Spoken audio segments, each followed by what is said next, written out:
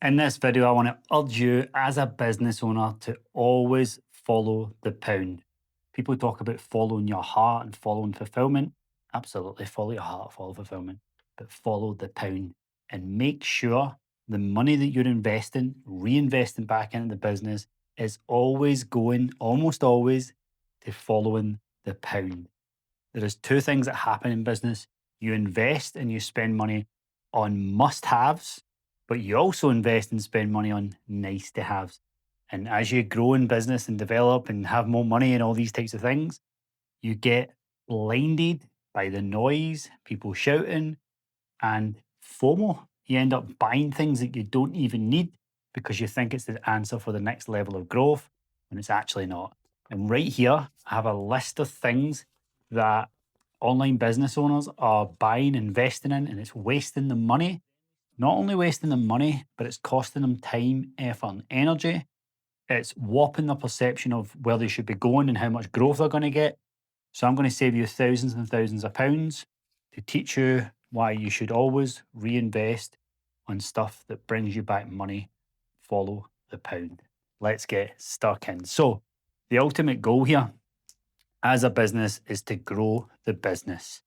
So me and you are here, sitting here wondering how to grow the business. So when it comes to any strategy, any thought process to grow the business, what is the fundamental thing we're trying to do? Well, we're trying to make money because that's how you grow a business. Now, there's other ways that you can cut back time, all the rest of that stuff. But when it all is said and done, you've got a mortgage to pay, you want to, set up your kids for your future, you want to start a family, you want to travel abroad, whatever you want to do involves money. So as a business, as an individual, you want to build personal wealth and you want to build revenue. And we can only do that by following the pound here. Apologies, it's a Bank of England note. I'd much rather it was a Bank of Scotland note, but it will have to do. But here it is there. So here we are, me and you, the business owner, and we're sitting thinking, okay, I want more money. I want more dollars. I want more euros, whatever it is, pounds. We want to get there. And so there's a path right here to that money. And sometimes the path feels uphill. Sometimes it feels like an uphill task. You're up here trying to wonder what's going on. Sometimes it just feels like there is speed bumps all along the way and you're stuck trying to go up the next level. Okay. And every so often there's strategies and tactics that come into play. And as you're struggling up this mountain or struggling up this little speed bump, you get distracted. Why? Because you see another little weary traveller here who who is well ahead of you and is saying, hey, I've got this thing that I think you might like. And you go, well, you look like you're ahead of me. I think I might need that. And also, this little person who's waving that little sign at you, they're speaking to a couple of your problems. And every so often as a business owner, we go, oh, I have that problem and I want to get that fixed. The problem is, as a business owner, when you're stuck in the weeds trying to, fulfill your client service, trying to market, trying to create content, sometimes you lose sight of what you actually need. And when this person has a nice, shiny poster, flag that is ahead of you, you think, okay, I need that. I think I need that. I think that is the answer. And I'm here to tell you that you need to get a better bullshit filter so that you can determine what you actually need and what you don't. Because this person here is going to tell you this is the thing that's the best. And before you know it, you invest in it, you spend your hard-earned money, and you're back at these speed bumps wondering what the hell is going on. And I'm going to explain this even more by giving you examples of things that are potentially causing you to go back in this speed bump version of business growth, right? So what I'm about to show you here is these things are nice to haves. Can they work? Absolutely. Is there some people who might swear by them? Of course. But for me, having been in the game 10 years, this is my opinion on this stuff. And I see these businesses time and time again spending their hard-earned money on these things, when actually these things are nice to haves which only take you up these little mini speed bumps. They very rarely get you closer to the pound. Okay, so let's start. First of all, Lucky Dip, we have SEO retainers, search engine optimization retainers. So you pay an SEO company they go out there, they look for keywords, and they try and fight for you to get as high up in Google as possible. You'll do backlinks, tell you to create content, they'll do all these things so that you're searchable in the world. Now look, listen, what happens when you're searchable? Well, there's a potential for you to get leads, because if you don't exist, then no one can find you online, for example. And if you've got an online business, it's probably quite wise that you're searchable so people can find you, then give you money. The problem I have with SEO retainers is that it's very, very slow to the pound. It takes a long, long time. Now, I'm not against strategies, tactics, and things that you invest. It takes a long time, long-term gratification. That's cool. But these retainers can be expensive. And when you think of like how much they cost versus what I'm about to show you, which is kind of what we do right here, which is right at the pound. We literally live right here. The only thing between us and the pound is you that closes the sale via a link or a phone call. But let's say, for example, you have invested in an SEO retainer. So you're going to appear when certain keywords are searched. What's important to note here is this isn't Google Ads. So what do you think is going to appear first if you invest in Google Ads? Well, you're going to pay to go at the top of discovery pages and search engines. SEO is not like that. Now, can it work for certain industries? Yep, and I'm sure if you're watching this and you're from a certain industry where this works very, very well, cool. At least in my experience with coaches and online business owners that I help, this is very, very, very much in the nice to have category. So like I go back here, this is the search that happens. This individual with their eye, potential customer, stumbles across your page because of the SEO. Then they've got a whole host of things that they come across. They've got websites, Instagrams, and all of these things that they look at. Where do you think the pound is here? It's a way down here. Why? Because they have a form to fill in. They have to look at your copy to see if they actually like it. They have to look at your offer and see if they like it. They have to get in touch maybe with a phone call where they speak to a human being over DMs or whatever. They then have to handle objections, close them.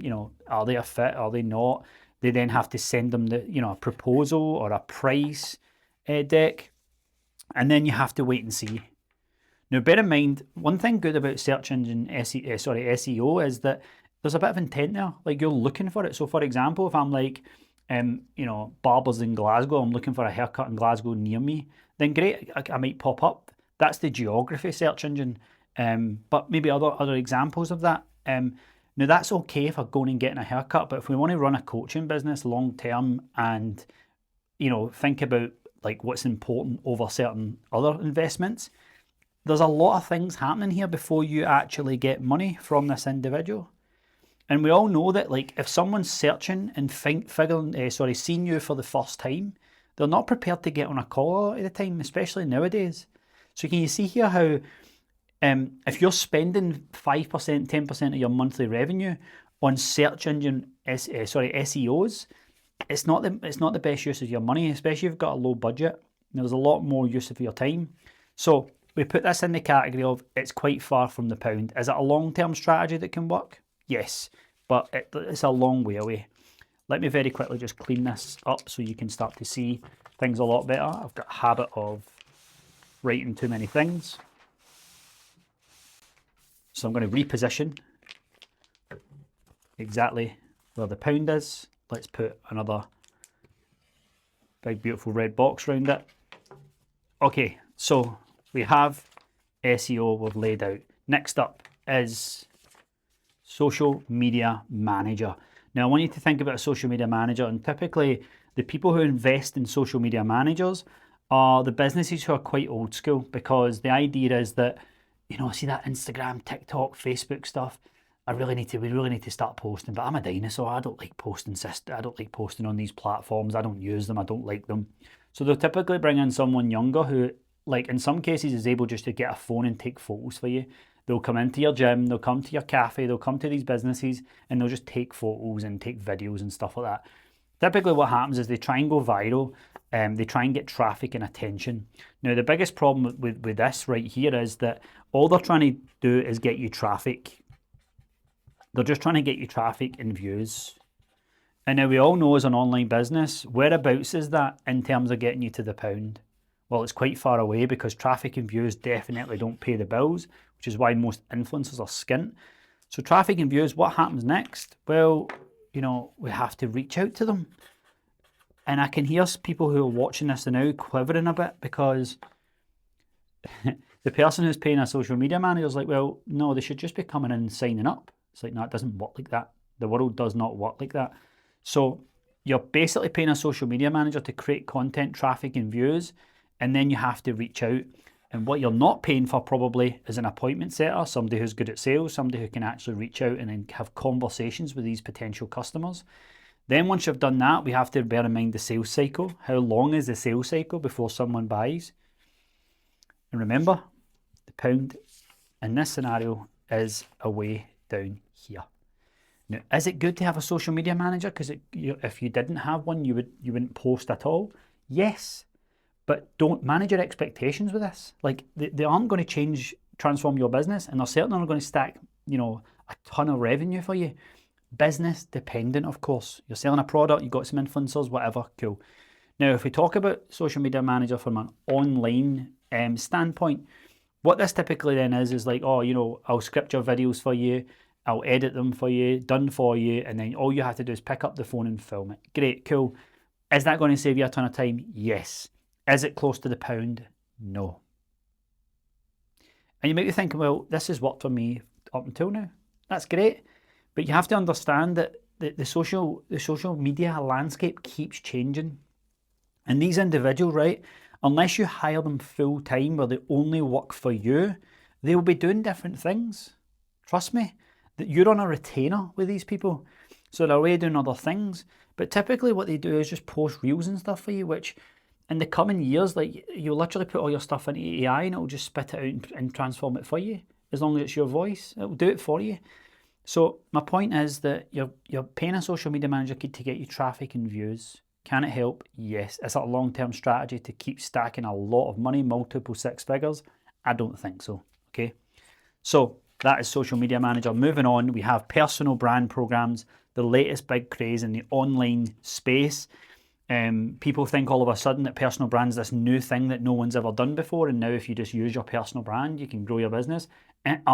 Wrong. Personal brand is just a fancy way of saying show your personality. It's just your personality as a person, what you like, what you dislike, what you're against, what you're for. That is it. And the people who are drawn to this are lazy people because they get drawn to the idea that, reach out.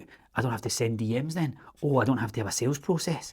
I don't like sales anyway. And they love it because they can cross out all the things that, by the way, is right here next to the pound. And they think by posting their true authentic self, they'll skip all of that. And the fact of the matter is you cannot skip business foundations and fundamentals. And so the people who are drawn to personal brand programs are lazy because they're like, if I just be authentic, I'm going to win. Will it get you a little short burst of people who are like, you're so like me? Yes. Long-term play, multi-six figures, seven figures? Nope. So personal brand has came about, like before it was just like be yourself, be authentic. It's now come under the guise of personal brand programs, and there's people selling this to you thinking that you're going to get a return when it's nothing but a long-term play of building trust on the internet over time. You don't need personal brand programs. Next up, we have content courses. So this is where people are giving out the frameworks and stuff for content. Do you need a content course? No. Is it good to learn about content and the fundamentals of content? Yep. What I would suggest you do instead of trying to learn about content is learn about marketing. Marketing is what you actually need to learn about. Content, you're at the mercy of social media platforms. As soon as you buy a course on social media or content and you watch it, implement it, it's already moved the goalpost. You're going to waste your money. The only way to observe content and learn about it is just scroll on your feed.